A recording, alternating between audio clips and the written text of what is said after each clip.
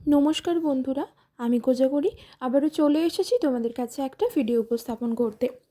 বন্ধুরা, বিগত ভিডিওগুলিতে তোমরা যেটা পাচ্ছ সেটা হলো 2025 মঙ্গলের বছর।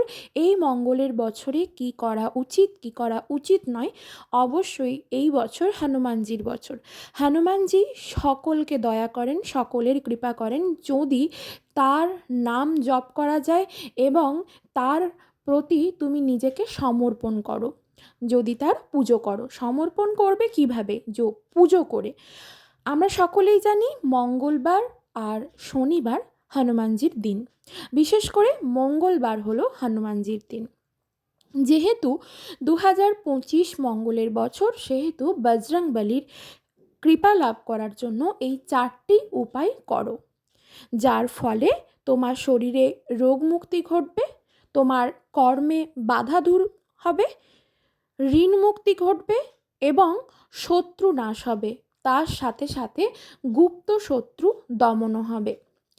কিভাবে করবে, কেমনভাবে করবে, কি উপায়ে করবে, সমস্তটা ডিটেলসে বলে দেবো। তবে চলো বন্ধুরা, তার আগে আমার চ্যানেলের ইন্ট্রোটা দিয়ে ফেলি।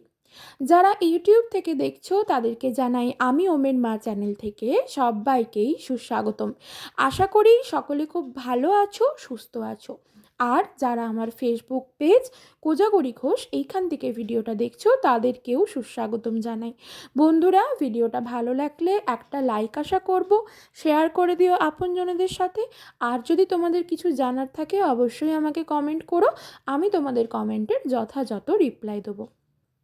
তো চলো আর বিশেষ দেরি না করে আসল তথ্যে চলে যাই। যে 4টি উপায় বলবো তার মধ্যে প্রথমটা হলো তোমার জীবন থেকে, অর্থাৎ তোমার শরীর থেকে রোগ মুক্তির জন্য যেই ক্রিয়াটি করতে হবে হনুমানজির কৃপা লাভ করার জন্য। 2025-এ পা দিয়ে ফেলেছি। 2025 মঙ্গলের বছর, অর্থাৎ হনুমানজির কৃপা লাভ করার বছর। এই বছর কন্টিনিউ, এই জানুয়ারি মাস চলছে, জানুয়ারি মাস থেকে কন্টিনিউ ডিসেম্বর মাস পর্যন্ত প্রত্যেক মঙ্গলবার, যদি তোমার শারীরিক কোনো বাধা না থাকে বা পারিবারিক কোনো বাধা না থাকে, সেক্ষেত্রে অবশ্যই এই ক্রিয়াগুলো সম্পন্ন করবে। শারীরিক বাধা অর্থাৎ ধরো মেয়েদের যে প্রত্যেক মাসে একটা অসুবিধে থাকে, সেই বাধা থাকলে তখন বন্ধ করবে, এই ক্রিয়াটা করবে না। আর পারিবারিক বাধা বলতে আমি এটাই বললাম, ধরো যদি কোনো অশৌচ পড়ে, অশৌচ চলাকালীন এই ক্রিয়াটা করবে না। ধরো কেউ মারা গেল বা কেউ জন্মালে আমরা যে 21 দিন পালন করি সেই 21 দিন, কেউ মারা গেলে আমরা 1 মাস পালন করি, 11 দিন বা 13 দিন পালন করি, নিয়ম ভঙ্গ যতদিন না হয়। আশা করি বোঝাতে পারলাম। তাই বললাম যে কোনো বাধা, পারিবারিক এবং শারীরিক বাধা যতক্ষণ না থাকবে ততক্ষণ এই বছর ক্রিয়াটা করে যাও প্রত্যেক মঙ্গলবার। শরীর থেকে রোগ মুক্তির জন্য হনুমানজিকে গুড় ও ছোলার ভোগ দাও। ছোলাটা অবশ্যই আগে থেকে ভিজিয়ে রাখবে। কাঁচা ছোলা ভোগ দেবে। ছোলাটা ভুলে গেছি হঠাৎ করেই 1 ঘন্টার মধ্যেই তো ছোলাটা ভিজে যাবে না, তাহলে সেখানে শক্ত শক্ত রয়ে যাবে। সেক্ষেত্রে ছোলাটা ভিজিয়ে রাখো আগে থেকে এবং মঙ্গলবার দিন গুড় ও ছোলা সমেত সেটিকে ভোগ নিবেদন করো তুলসী পাতা সহযোগে। অবশ্যই অবশ্যই তুলসী পাতা সহযোগে বজরংবলীকে ভোগ নিবেদন করো এবং তার সাথে বজরংবলীর যে অরেঞ্জ কালারের সিঁদুর হয় সেই সিঁদুর চামেলি তেল দিয়ে গুলো, সেটা তোমার রিং ফিঙ্গারে করে বজরংবলীর কপালে দাও এবং একটি হলুদ ফুল বজরংবলীর চরণে নিবেদন করো, অবশ্যই তুলসী পাতা সহযোগে। এবং মনে মনে জয় শ্রীরাম, ওম হাম হনুমতে নমঃ এই মন্ত্রটি জপ করতে করতে এই ছোলা এবং গুড়ের ভোগটা দাও। 2 নম্বর যেটা, সেটা হলো কর্মের বাধা দূর করতে। কর্মের বাধা দূর করতে 8টি কলা নিবেদন করো। তারপর মাটির প্রদীপে চামেলি তেল সহযোগে তার মধ্যে 3টে গোটা অক্ষত লবঙ্গ দিয়ে প্রজ্বলন করো। এই ক্রিয়াটা একটানা 3 মাস করো। যদি প্রত্যেক মঙ্গলবার করতে পারো তাহলে তো ভীষণ ভালো, কখনোই কোনো কর্মে বাধা আসবে না।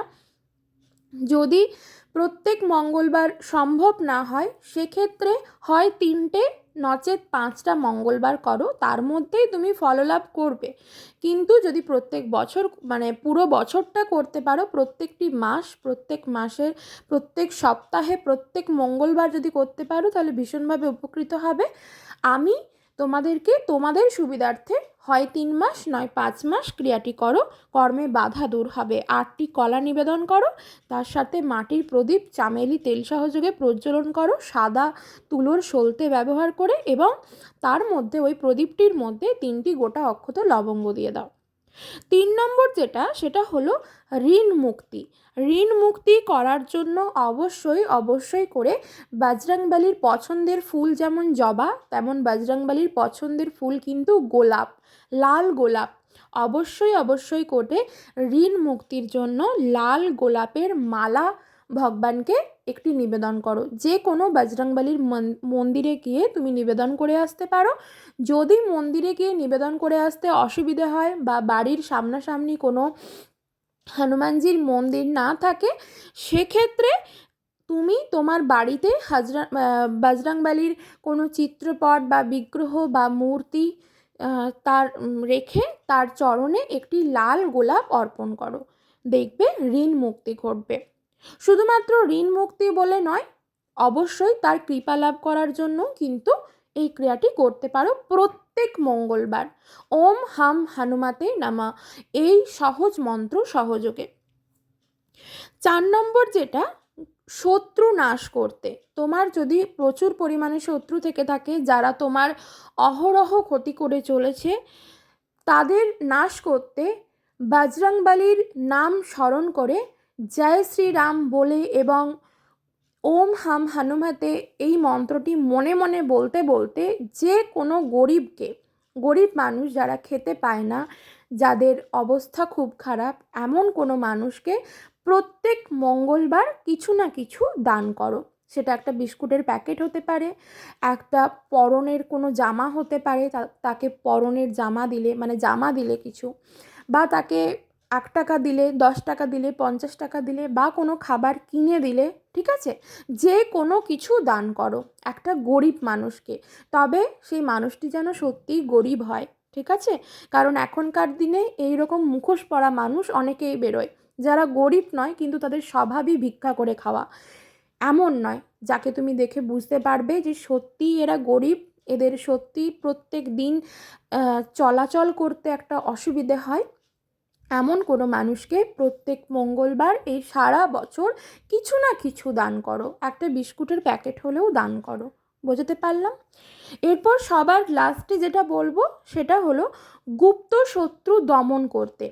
গুপ্ত শত্রু, তোমার মনে হচ্ছে যে এই মানুষটি আমার অহরহ ক্ষতি করে চলেছে, তার ক্ষতিটা এবার বন্ধ হওয়া দরকার, আমাকে আর যেন সে ক্ষতি না করে কোনো, এই রকম কিছু একটা টেন্ডেন্সি নিয়ে গুপ্ত শত্রু দমন করতে হনুমানজির কাছে